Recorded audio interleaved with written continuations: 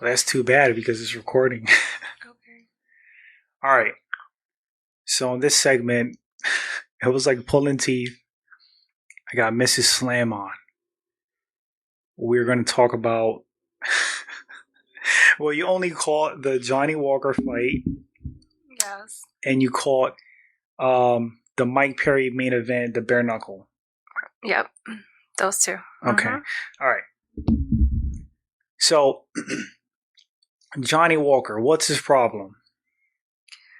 Johnny Walker, let's see.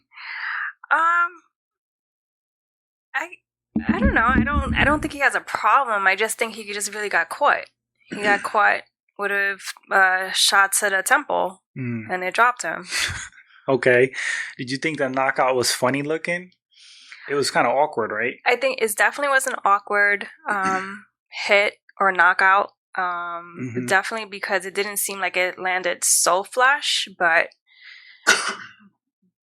his body gave out, so definitely it was a good hit. Yeah, but the way he stiffened up and put his arms in the air like a Looney Tunes character, like that wasn't funny. It was funny. It was a little goofy, right? It was a little goofy. Yeah. I mean, but there's people out there saying that it was a fake knockout. I don't think so. Yeah. You saw the follow-up punch when he punched him against the cage? I did. Dude, he like landed flush on his jaw, turned his whole head sideways. Yeah. That's fake? No. It's crazy. I mean, it wasn't fake to me. When you get bopped upside your head, because we were talking about that earlier. It's like it's like a laptop, a computer. Your brain is the CPU. Right. Bump a computer, see if it doesn't freeze up. Yeah, you get hit at the right spot. I mean, I know I've gotten hit in my head, so if you get hit in the right spot, you definitely just black out. Yeah. Completely. So I think that's what happened to him. He got hit right in the right spot in the temple. Do you like Johnny Walker? Yeah, I think he's definitely. I do. I look forward when he's fighting to seeing, him fight. His antics, his styles that very different from other fighters. So yeah, I like him. Because that's another criticism of his style. They say like he's too loosey goosey. He's too crazy when he fights. You know what I mean? But I don't know how you feel, but I feel like not everybody fights the same. That's helpful to him. That's why he gets some of those big knockouts. Right. Because he fights unorthodox. Right. Yeah. But I think that's what makes him Johnny Walker. His style of fighting, it's definitely different. Yeah. And, I like seeing different techniques. Do you think he should retire, or do you think he has a little bit more in him where he just needs to like fix some things, or do you think for his own brain, like it's not looking good for him? What do you think? I mean, I don't think yet he should retire. I think he still has potential. But he definitely needs to work on his, mixing things up, maybe. Yeah, for takedowns. Exactly. So maybe trying a different technique and working on other things, his defenses and stuff like that. So possibly that'll help him. Yeah. Not to cut you off. What if he gets knocked out badly in his next fight, like the same way, like bad? Do you think maybe consider at that point, or? I think I think he would have to actually maybe take a break and reevaluate. Go back to stripping. I mean, hey, if that works for him and that's how he can make money. Hey, OnlyFans is kind of popping right now. He could do some feet pics. Have the bottom of his feet dirty, lay on his stomach, show his feet. Works for a person. That's what they're doing. People pay for that. Yeah, I mean, there's a market for it. So. Imagine that, $30 a month to look at somebody's dirty feet. Goodness gracious. Yeah. But they're making hundreds. Some people are making tens of thousands of dollars a month. Just looking at dirty feet? Looking at dirty feet, yeah. People got like a foot fetish. I think we're in the wrong line of business. And there's some other fetishes that are questionable. Yeah. Let's not even go there. Let's keep it at least PG-13. The algorithms. Okay, so yeah, disappointing for Johnny Walker. I feel bad for him. I think he's a funny dude. He seems like a cool dude. Physically, I think he's a beast. He's a super athlete. he just got holes in his game. It seems like he can't really take a shot like that. So you got to have better defense. He just has to work more on his defense. He leaves himself open and he gets caught. Yeah. Weird knockout. That was super weird. They're gonna make memes off of him. But all right, the other fight you saw was Mike Perry versus, I think the guy's name is Julian Lane. You don't like bare knuckle. I thought it was too brutal, more brutal than UFC. I mean, I know they're it's just as brutal, but just a bare knuckle, I mean, it was just too bloody for me. Yeah, you said last night, this is the first and last basically bare knuckle fight you're going to watch. Yeah, I didn't enjoy it. Yeah. What is it that's so bad to you, though? Is it the cuts? I guess it's the cuts, but it's just like, yeah. It's like watching a real street fight. Yeah. A real street fight, kind of. Yeah. I mean, some people love it, though. There's a market for it. People watch it. It's popular.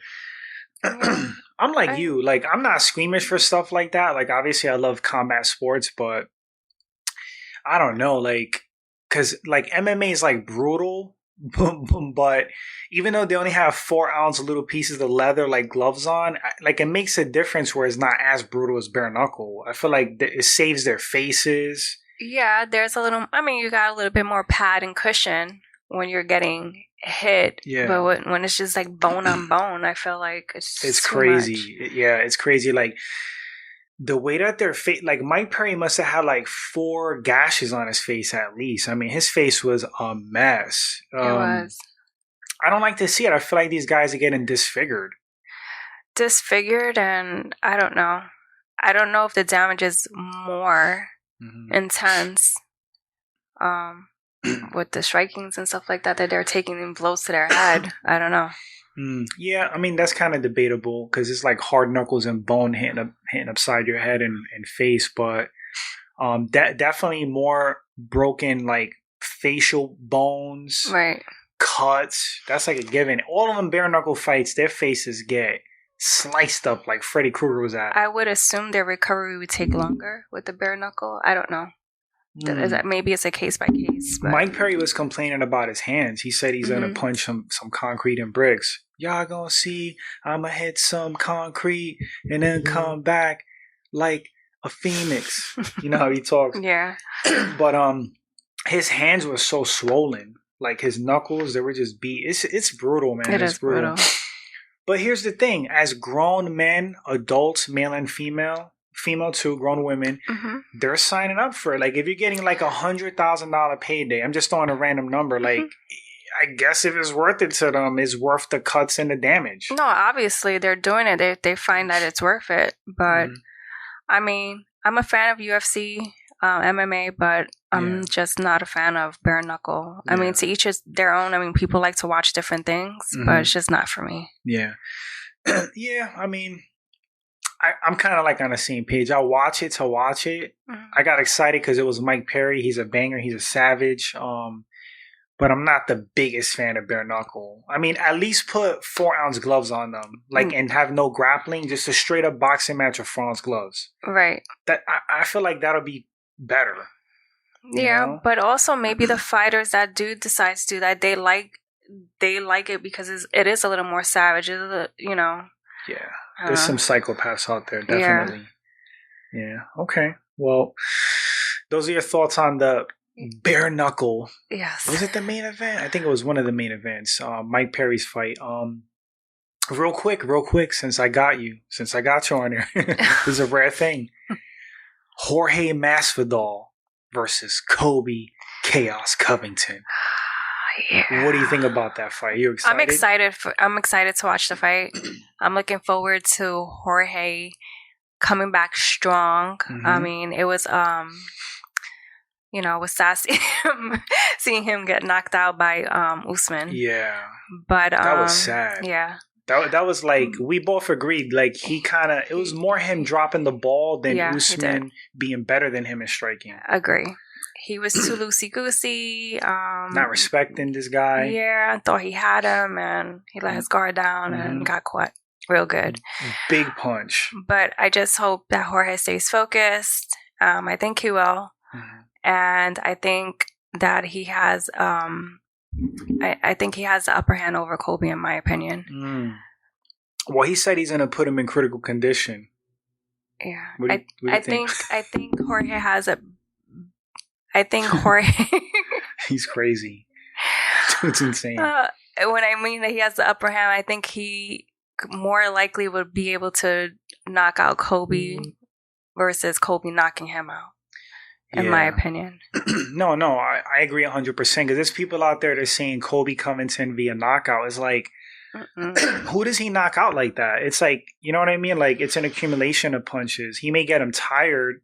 Yeah. Like, technical knockout. But one clean punch, like, out? I don't think so. Who knocks out Jorge like that besides Usman? Which was, like, the most perfect punch you can land. Right. Well, Jorge's cardio has to be on point because I think... he does. Colby has like good cardio. Yeah, he's nonstop. He's nonstop. So, I mean, he has an upper hand on that. Yeah, in that aspect. But